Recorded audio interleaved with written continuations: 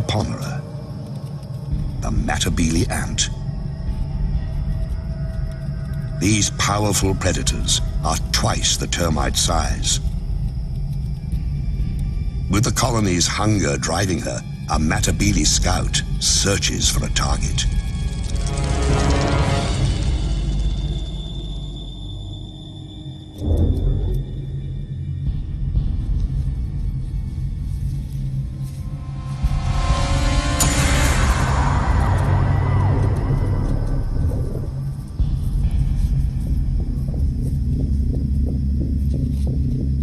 The termites know that shadow and what it means. War is coming. Soon. They can do nothing as the scout marks the target and a path to their home. The scout returns to the main force to recruit a raiding party from among her sisters at an abandoned termite mound the Matabele have commandeered.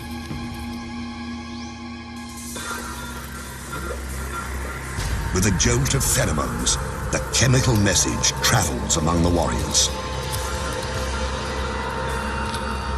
It's a perfect time to attack, early in the day, before the heat rises.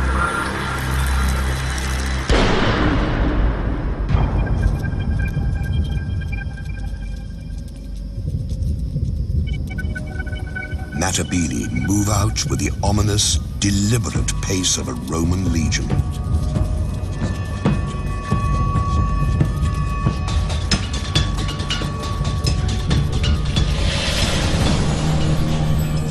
Like legionaries, the ants wear armor.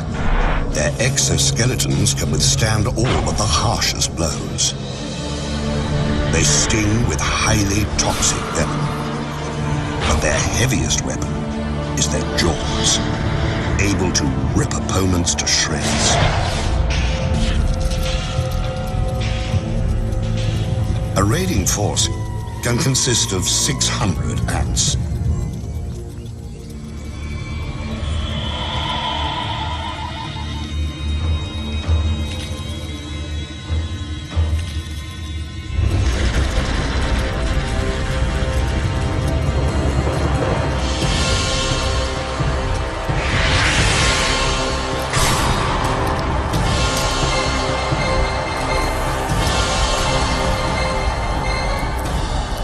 The first wave breaks the battlements, ripping open mud galleries, probing for cracks in the wood. Now, the smallest Matabele attack. These tunnel rats make relentless forays into the termite sanctuary.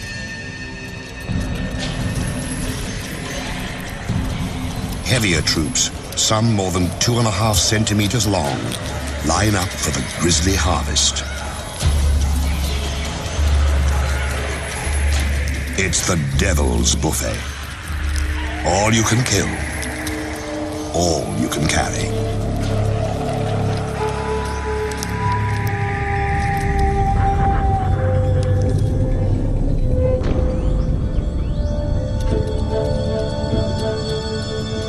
One raid might claim 4,000 victims.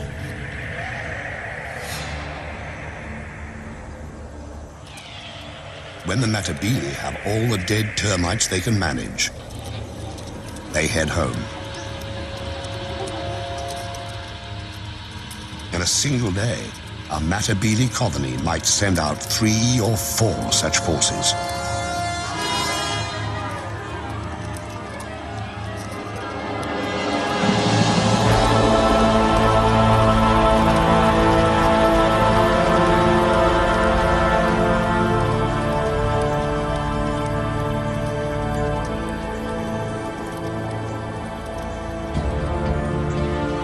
Soon, the big ants will move their base to richer hunting grounds.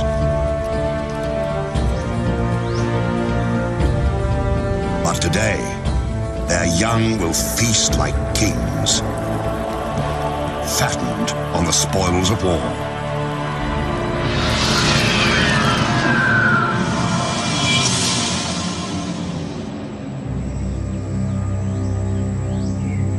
Violence is the imperial tool, wielded in many ways. Sometimes to disrupt, sometimes to control.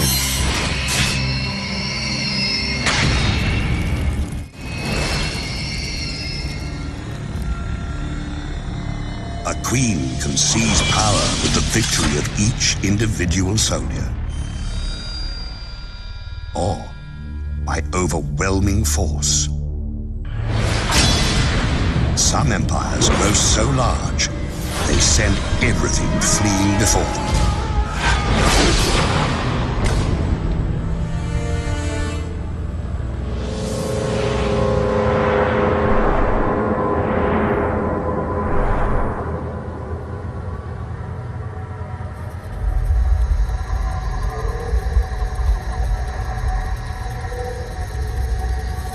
In the Panamanian rainforest, Esitan, the army ant, rules its turf with massive numbers.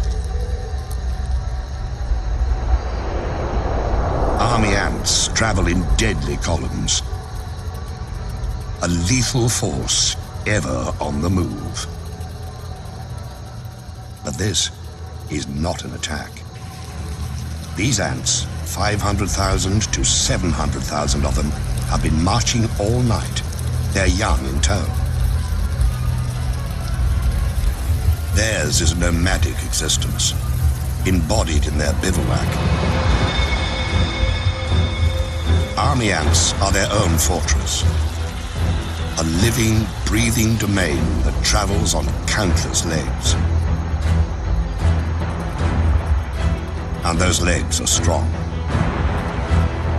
One Esitan hanging by its claws can support another 100 ants. For a man to match that feat, he'd have to hold up 3 armored vehicles.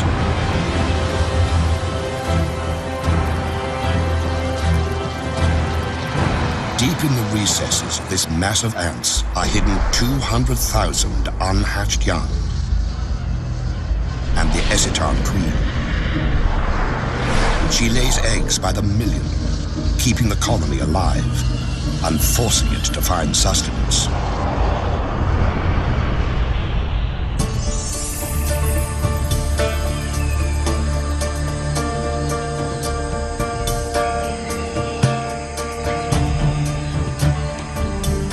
Dawn, and the bivouac stirs. After a night of stillness, the colony must feed. The meter-long mass of legs and feelers rouses itself into action.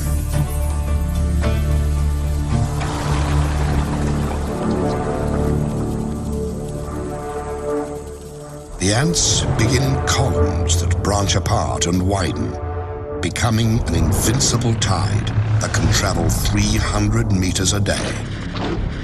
It's called a swarm raid, and it consists of several 100,000 ants.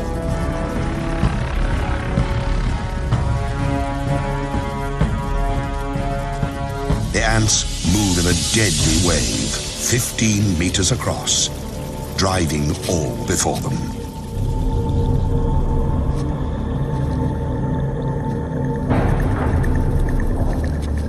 Those who fail to flee are doomed.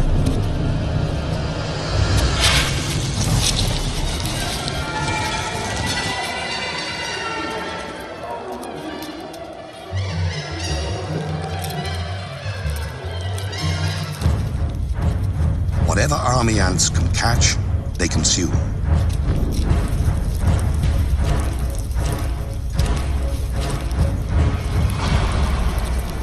The attackers shred their prey so they can carry it back to feed the young.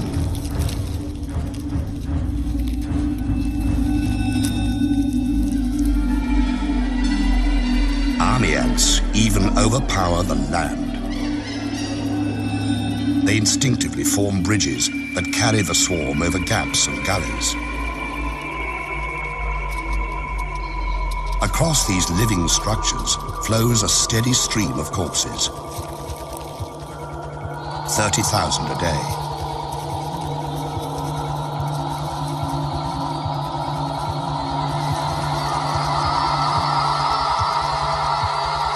But army ants have enemies.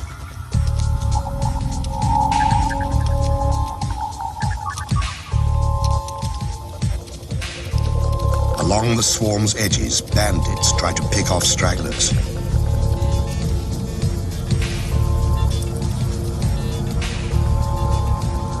Paratrachina, or crazy ants, are the anarchists of the forest.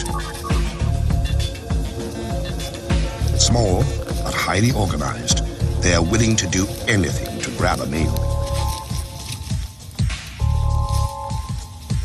Infiltrate, attack, abscond, whatever it takes.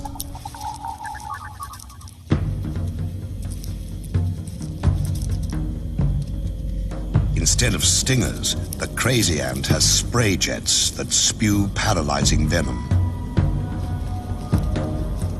It lets the cruel little soldiers take down much larger opponents.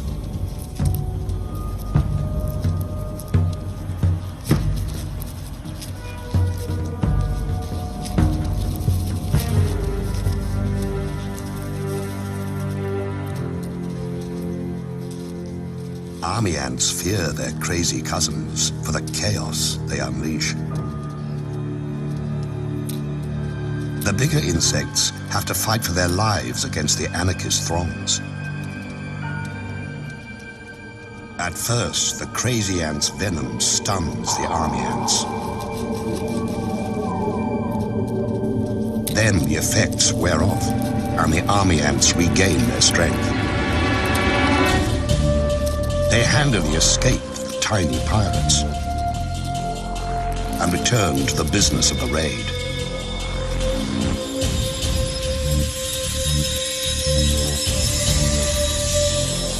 In a week, an army ant colony kills and eats 250,000 creatures.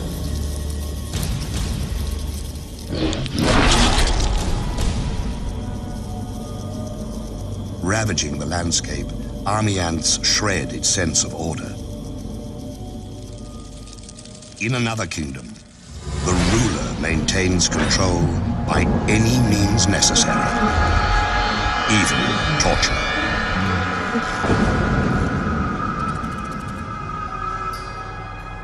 The Empress can afford to be gracious.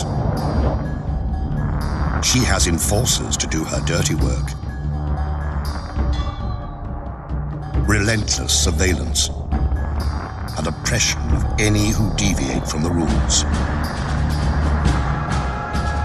In the kingdom of Mellifera, order is the order of the day.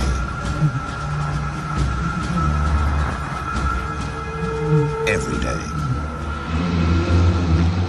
Mellifera, European honeybees, seem to lead a sweet existence, gathering pollen and turning it into gold.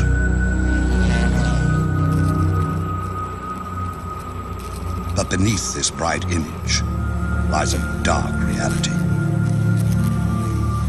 The colony exists to serve the queen, who lays the eggs that become the workers, who maintain the hive, and the warriors who defend it. Below the queen ranks the colony's young, its future. She who must be served and those who must survive dominate the hive's existence. But if something didn't keep the hive's inhabitants in line, bee society would fall apart. Every female has it in her to lay eggs, to be a queen. But the colony can have only one ruler. So, it has a police force to ensure that fact. Enforcer bees patrol constantly, checking the cells, tracing the lineage of suspect eggs, making sure the guard bees stay on their fuzzy toes.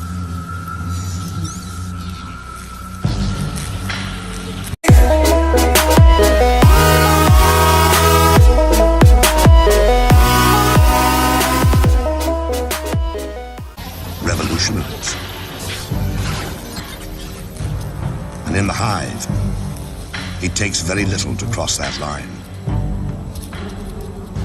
All a rebellious female needs to do is lay an egg. By the regulations of the mellifera police state, that's a crime.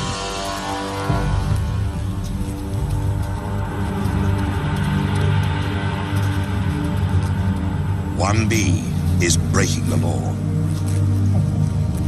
She deposits an egg in what she hopes is safety. If they thought they could get away with it, half the bees here would do the same.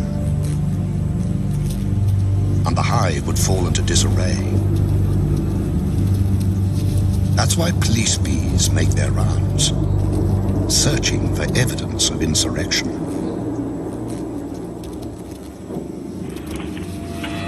And they find it. For them, an outlaw egg contains the seeds of a colony's destruction, and so it must be destroyed.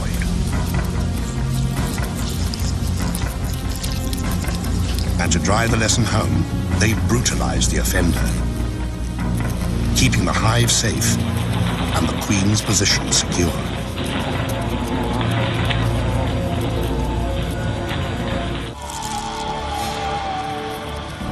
The natural order demands surrender. But in other realms, something far worse awaits.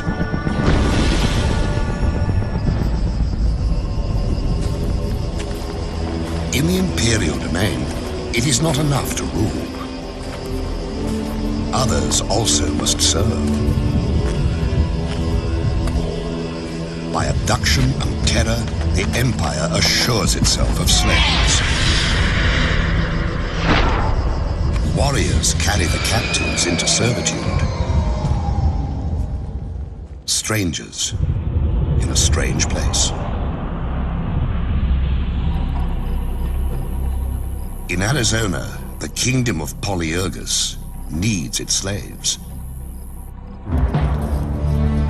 The queen has her consorts, the warriors, to do her bidding. All of these live royally, thanks to a servile class. Polyergus, the slave raider ant, requires slaves because the species has grown so specialized it cannot care for itself. Massive mandibles, perfect for killing, have little use off the battlefield.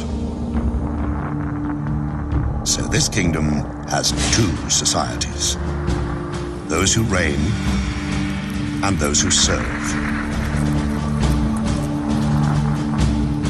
The servant ants, dwarfed by their masters, are of the species Formiga.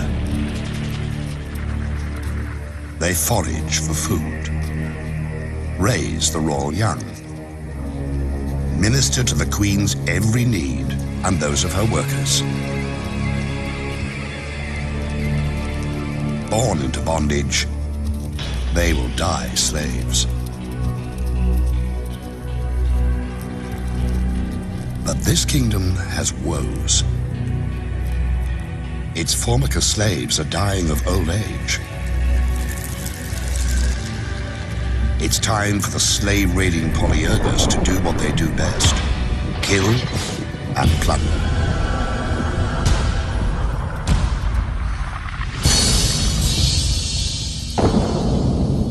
A scout has found a Formiga nest. She enlists a gang of raiders. A roiling mass of red aggression, spoiling for battle. In an instant, they're off. 1,500 to 2,000 ants flowing across the terrain with a single purpose: seize slaves.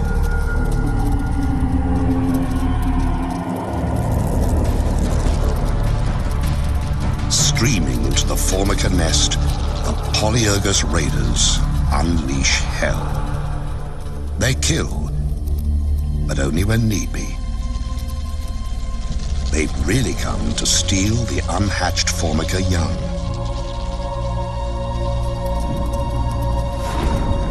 In a chilling display of single-minded oppression, Polyergus raiders blow past the startled formiga to grab as many pupae as they can. It's not unusual for raiders to carry off 500 to 800 new slaves, decimating a colony.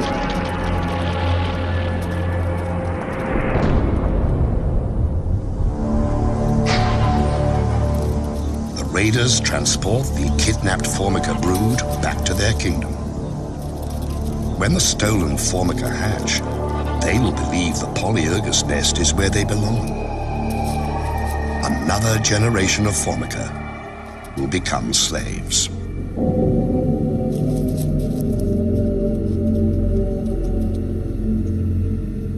At the wrecked formiga nest, the queen roams amid the ruins, her offspring abducted and enslaved. She has been spared, but in other realms, innocents suffer unspeakable horrors.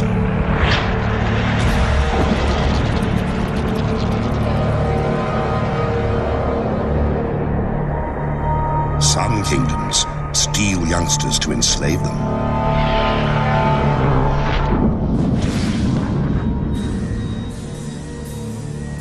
Others take no prisoners, slaughtering the defenseless to feed their own young. Winged horror has a name.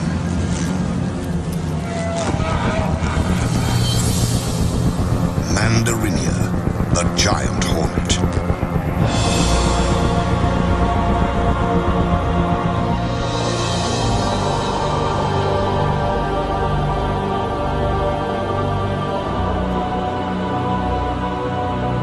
Their reach extends across Japan. Their empire reigns in dark, secluded places.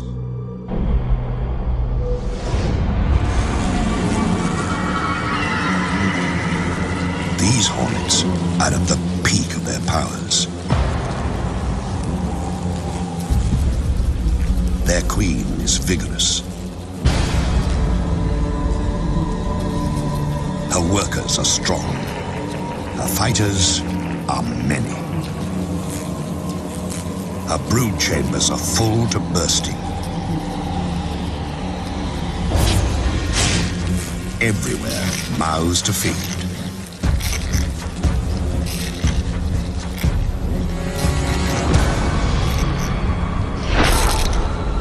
Countless larvae signal their relentless hunger by scratching at the walls of their cells. The grating drives the adult hornets into action.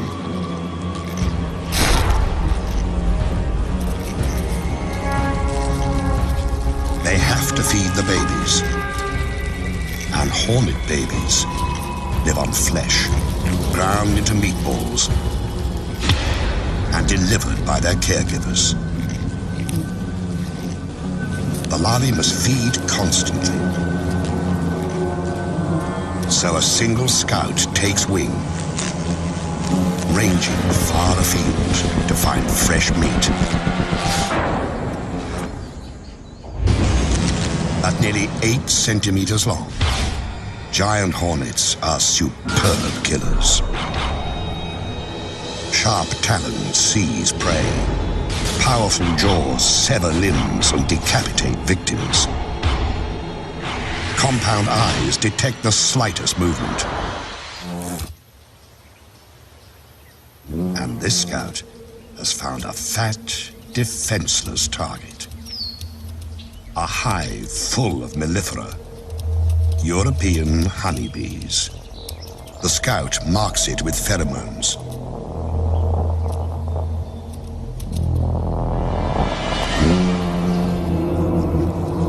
These bees aren't native to Japan. They arrived during the last century, imported because they produce more honey and are less combative. Because the alien bees didn't evolve with the giant hornets, they have no way to fight an attack.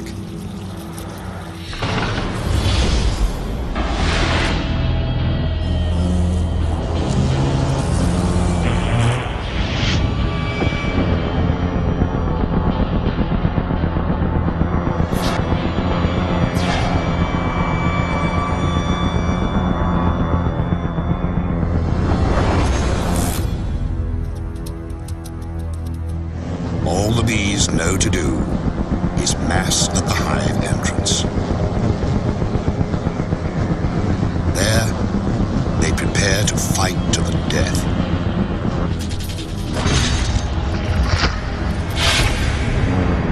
The hornets are 5 times the honeybee's size, and many times more willing to kill. In the stillness, fierce wings and fearsome odds.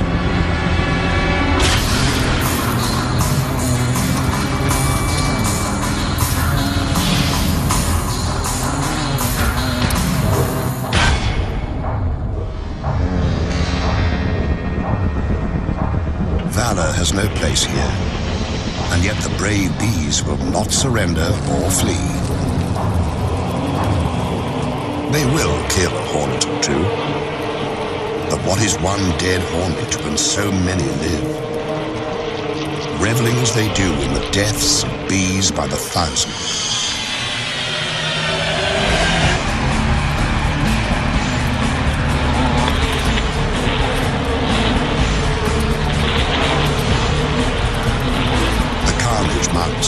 A foregone conclusion playing itself out to a horrifying end.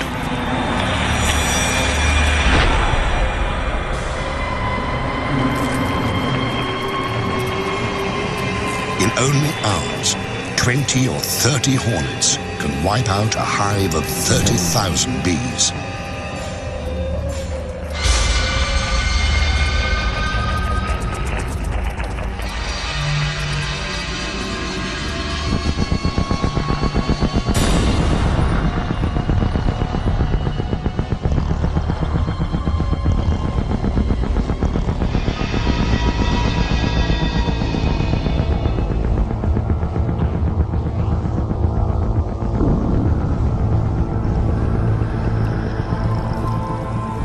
Killer hornets have reduced the defenders to a carpet of the dying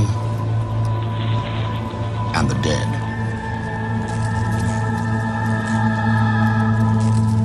Now, they can rob at their leisure, sometimes for days. This bee colony is doomed, the victims left to rot. The raiders gorge on honey, even licking it from carcasses.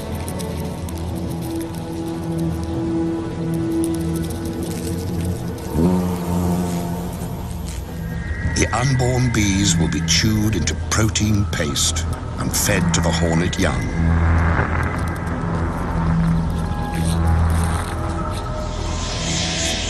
For every empire that seems invincible, there is an opponent able and ready to exploit an unexpected weakness.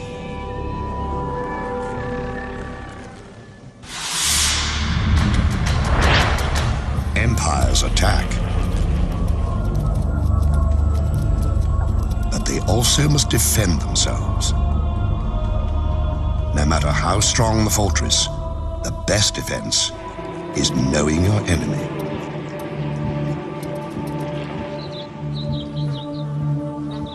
These bees have learned that lesson. For eons, they have thrived in the giant hornet's deadly shadow. The bees of Sarana know the giant hornets send scouts to find their hives.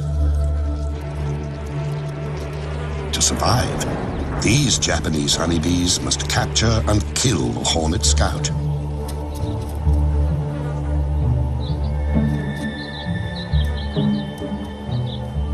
And to do that, they have a secret weapon.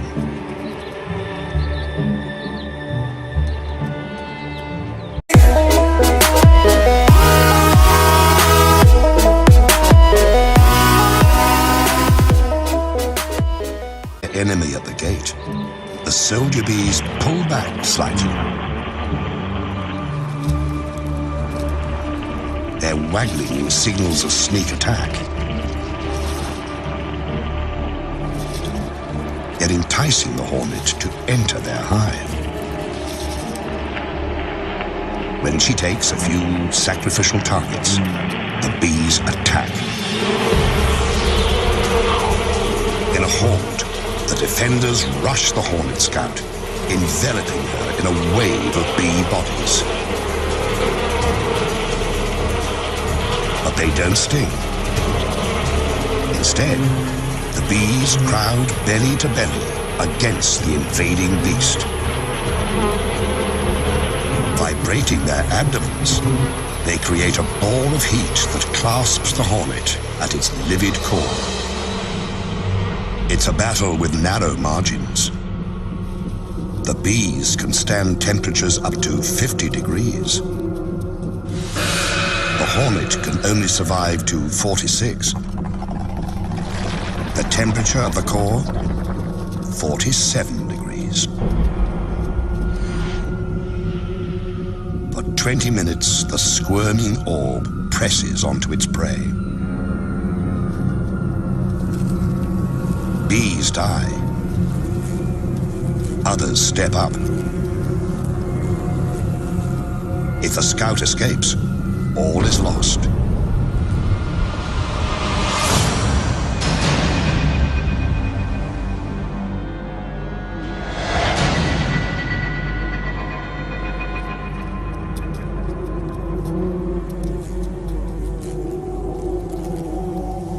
Finally, the flailing and gnashing cease.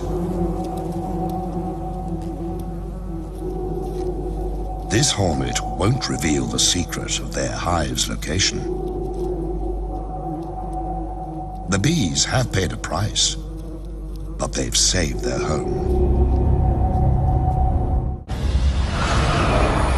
Another kingdom fends off invaders with strong walls and a martyr's devotion.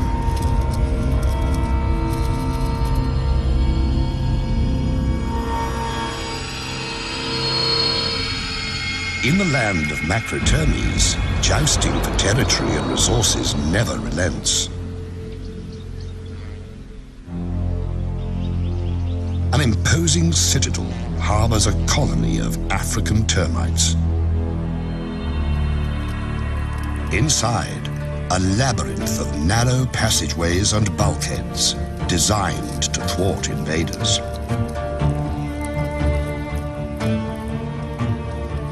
The termites are watchful, lest their citadel fall. But kingdoms' fates often are decided at their borders.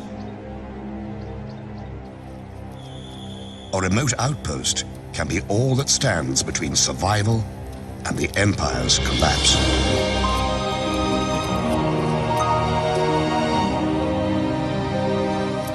Outside the protective walls, foragers collect and transfer food back to the queen and her charges. They also watch for invaders. A Matabele scout appears. With their heads, termites send a subterranean alarm that ripples through the outpost.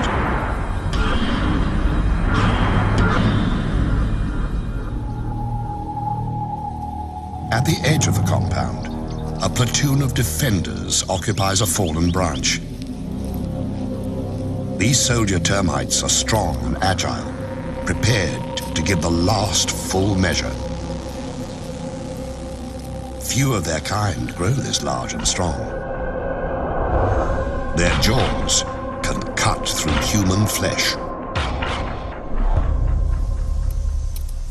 The encounter begins by ones and by twos.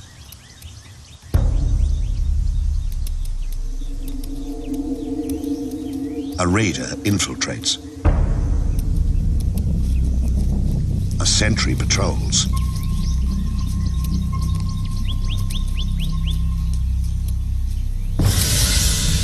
One death, and the battle is joined.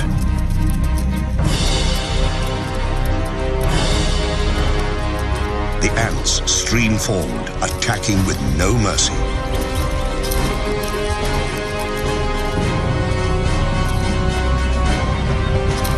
Using their mandibles, The termites attempt a defense.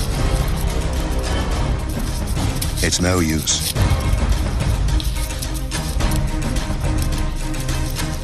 Some seek shelter, but there's nowhere to hide. Even the formidable termite guards are no match for the raiders' venomous stings, which destroy the termite's nervous system.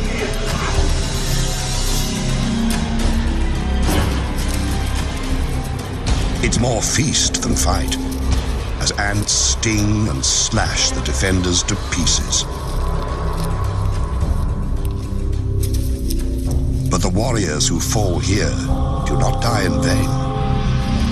They stand against the Matabele tide, while their comrades in the galleries organize a last-ditch defense.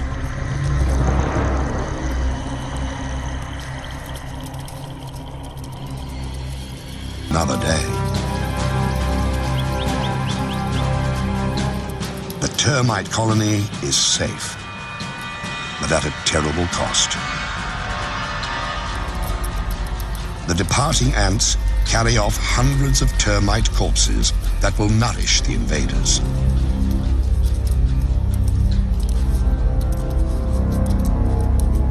Clever strategies can prevail. So can impenetrable defenses. But there's no way to prevent an attack from within. A kingdom's fate can turn in the blink of a treacherous eye.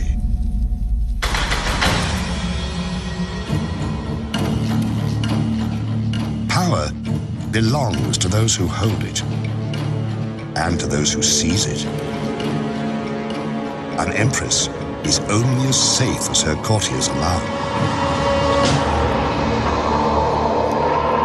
When danger stalks the halls, rulers do well to beware. In the kingdom of Polyergus, virgin queens have to steal empires for themselves. They cannot inherit this domain. A reigning queen will tolerate no rival.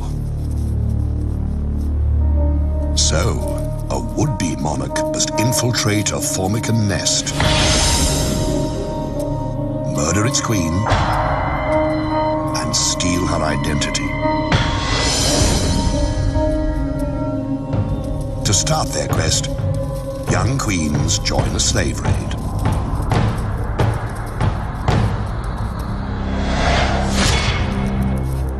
En route, they mate and shed their wings, a sign that they now bear the seeds of empire.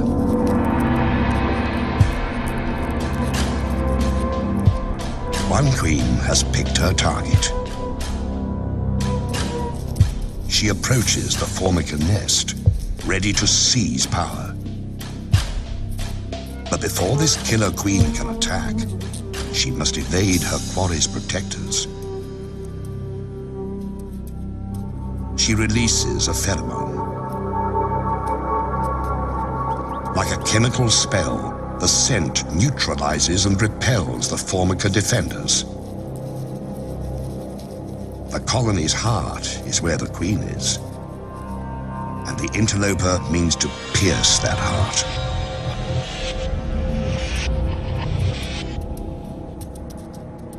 She's fixed on her mission: assassinate the queen and take her place. The pretender's sickle-shaped mandibles have one brutal purpose. When she confronts her rival, there's no hesitation. She savages her prey, not to eat her, but to steal her identity.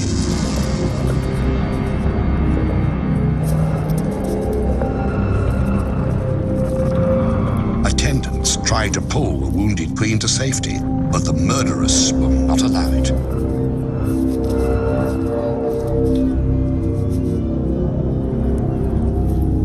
She laps up her victim's blood and rolls in her spilled fluids, thoroughly absorbing the monarch's essence.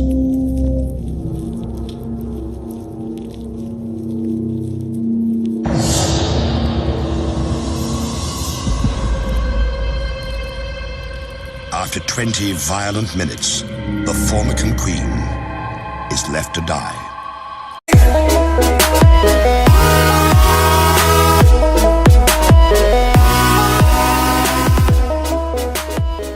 They sting with highly toxic venom, but their heaviest weapon is their jaws, able to rip opponents to shreds.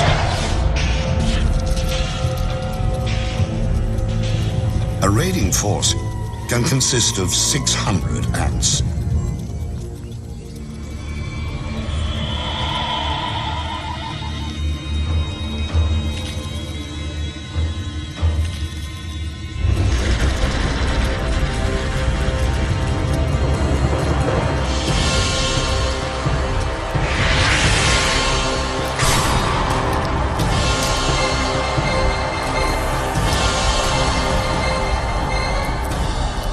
The first wave breaks the battlements, ripping open mud galleries, probing for cracks in the wood. Now, the smallest Matabele attack. These tunnel rats make relentless forays into the termite sanctuary.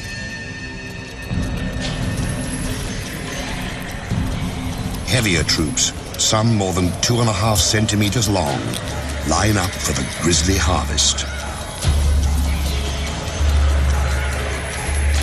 It's the devil's buffet.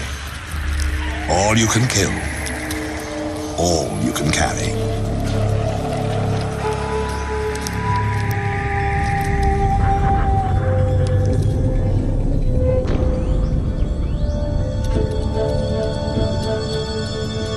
One raid might claim 4,000 victims.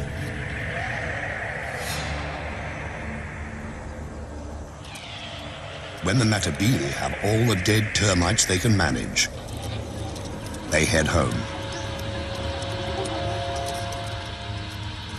In a single day, a Matabele colony might send out 3 or 4 such forces.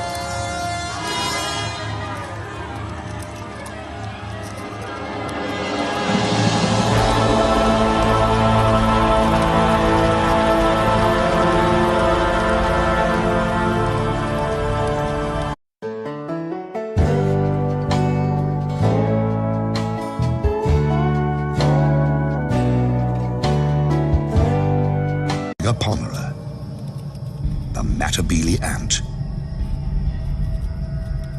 These powerful predators are twice the termite size. With the colony's hunger driving her, a Matabele scout searches for a target.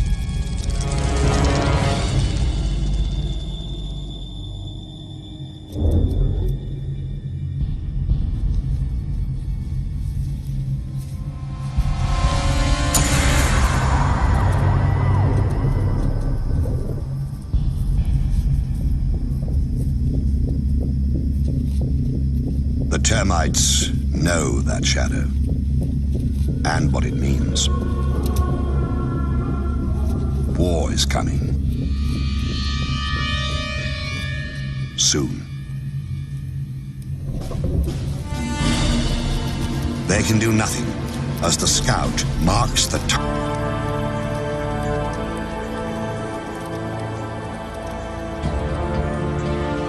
Soon, the big ants will move their base to richer hunting grounds.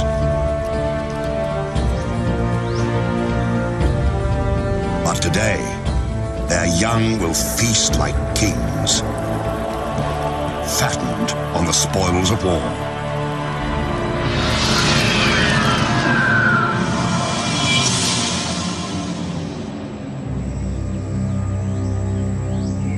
Violence is the imperial tool, wielded in many ways.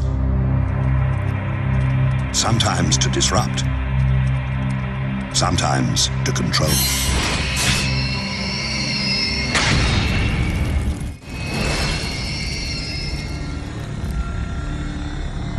A queen can seize power with the victory of each individual soldier, or by overwhelming force. Some empires grow so large, target and a path to their home. The scout returns to the main force to recruit a raiding party from among her sisters at an abandoned termite mound the Matabele have commandeered.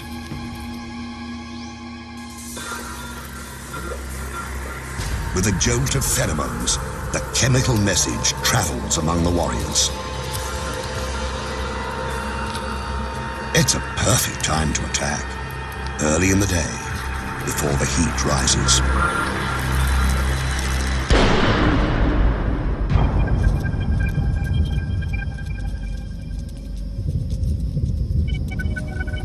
Matabele move out with the ominous, deliberate pace of a Roman legion.